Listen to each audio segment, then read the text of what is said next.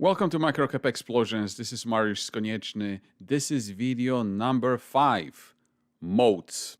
If you don't know about moats, Warren Buffett coined the term moats.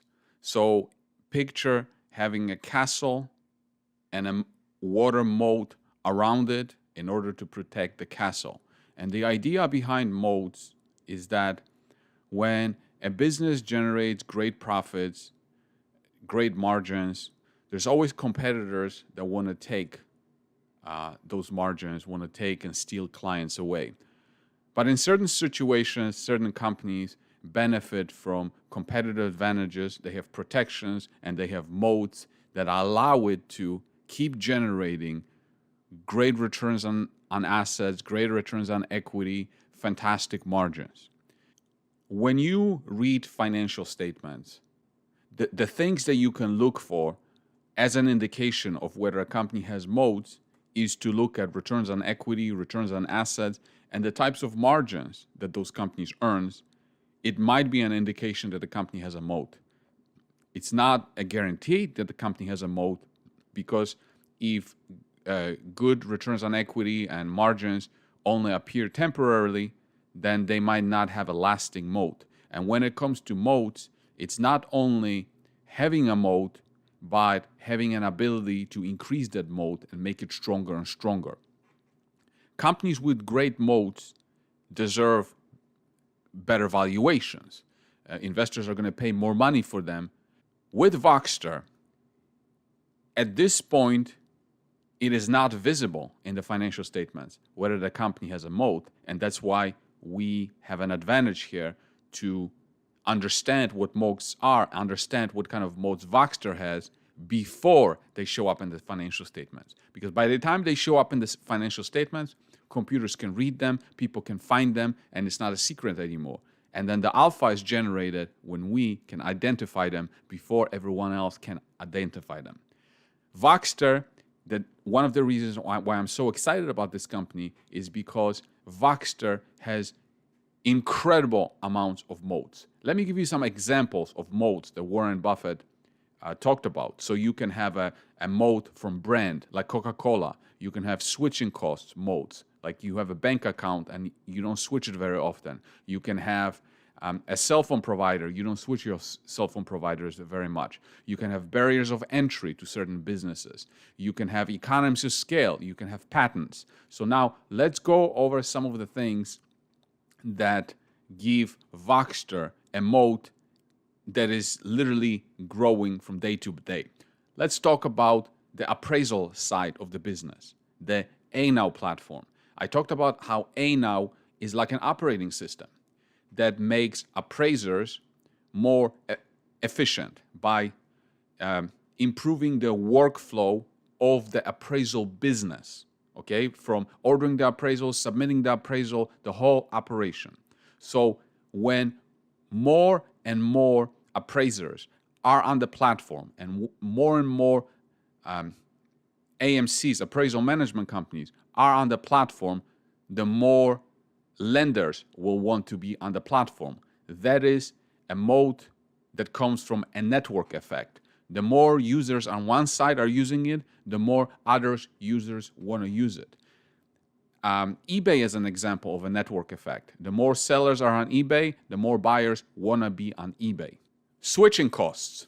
Well, staying with the appraisal side, that's obvious. As appraisers sign up on the platform and they make ANow platform part of their backbone operations, of course, the switching costs are tremendous. Where are they going to go? Go back to pen and paper? No. Once they're on the platform, they're going to more likely stay on the platform. And also, so the switching costs from leaving that platform grow and grow as more and more business is done on that platform. Switching costs on the tax assessment side. Picture yourself, you are a assessor of a particular county or a city, and you use Voxtur's platform to help you value the properties and levy taxes on those properties. You have thousands or millions of properties in the system. That is your entire business. once you're on that system, it's very hard for you to leave that system. That's why it's so important for Voxtur to have the Apex software that is already in so many counties, because it helps the company get indoor of those assessors and offer better solutions and get inside, because once they're inside, then the switching costs are tremendous. And as long as Voxtur is doing a great job, which it will because it's a great company providing great services, those clients are going to stay with Voxtur forever. On one of the conference calls, Jim was also talking about how when they merge different companies, one company might have agreements or master service agreements with those particular clients, and then another company has master agreements with another set of clients. And by acquiring those clients, you can cross-sell different services, because banks, they want to have that tax part of the real estate information. They also want to have the appraisal side. So you can sell to one client multiple products. And when you do that, you increase the stickiness of those customers, because now they're consuming so many different products, it's much harder for them to switch. This is what Wells Fargo did for its banking clients. It was always updating its investors about how many different accounts Wells Fargo customers had. They had a bank account, savings account, business account, credit card, and they even eventually got in trouble because people had so much, the employees had so much pressure creating different products that they were like making up different accounts. But that's besides the point. What Wells Fargo was doing is it was increasing the switching costs by offering more and more services to the same people. And Voxtur is doing the same thing by taking banking or lending clients and cross-selling it different solutions. And this, of course, increases the revenues per client, but it also makes switching costs higher and higher for the clients that are using the products. Moat coming from barriers of entry.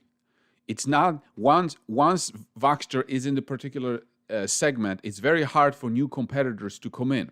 Remember how, when I talked about how Gary orchestrated the acquisition of a Clarosity when Voxtur was still just little I look about. Yes, he acquired Clarosity for the technology, but probably more importantly, he acquired Clarosity for the master service agreements, which take 2 to 7 years to get. And this alone is a barrier of entry to any competitor. You can have some guy coming out with great technology, but it means nothing without those master service agreements. And Clarosity had master service agreements with Freddie Mac and Fannie Mae.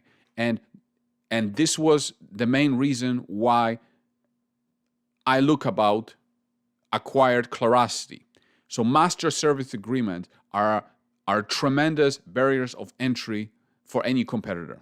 I said before that Voxtur acquired Apex sketching software, and Apex is already employed in more than 2,000 counties in the United States out of like 3,000. So big portion of the counties are already using the Apex software, which means that Voxtur has access to all of the sketches of most of the real estate in the country.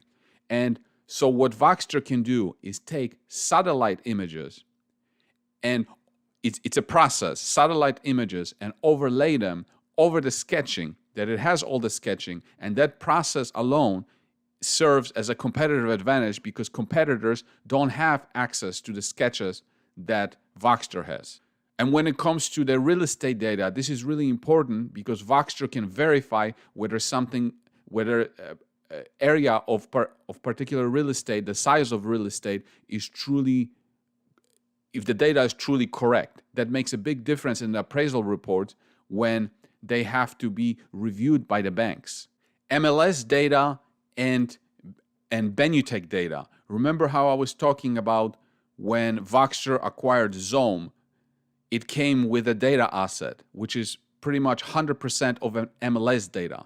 This is a very important data for the appraisal reports because when appraisers choose their comparables, they use MLS to find former sales, to find current sales, to find expired sales. All of this data is in MLS. And having access to this data, this alone is a moat against some competitors that don't have access to that data. Benutech came with the CoreLogic data. And I said before that Benutech data was used to help investors get buy particular properties or get real estate agents listings on particular properties. Now, this data is a gold mine, and some of the data can be purchased from third-party providers, but Voxtur having the ownership of that data and being able to take that data and implement it into its technologies and improve it, change it in order to provide better services to its clients, that alone serves as a barrier of entry from the competitors. Voxtur brand. Recently, Voxtur even received an award for being the most innovative technology company in the real estate space. So while the network effect, switching cost, barriers to entry are much bigger moats for Voxtur than brand is, but brand is also very important because as Voxtur is becoming more and more known in the industry, it will be a go-to company for technology solutions. In summary, moats are a fantastic thing to protect returns on assets, returns on equity, protect the margins, allow the company to grow. Voxtur has a huge moat growing every day from more than one source, network effect, switching costs, brand, barriers to entry. It even has some patents that I didn't talk about. But anyway, moats are important. When people recognize that a company has a moat, they will assign better valuation to a company like this. Now, from our point of view, the best thing to do about it is that being able to recognize that Voxtur has lots of different moats. The moats are growing, and we're recognizing it before they show up in the financial statement. And that's the key to fantastic investment returns.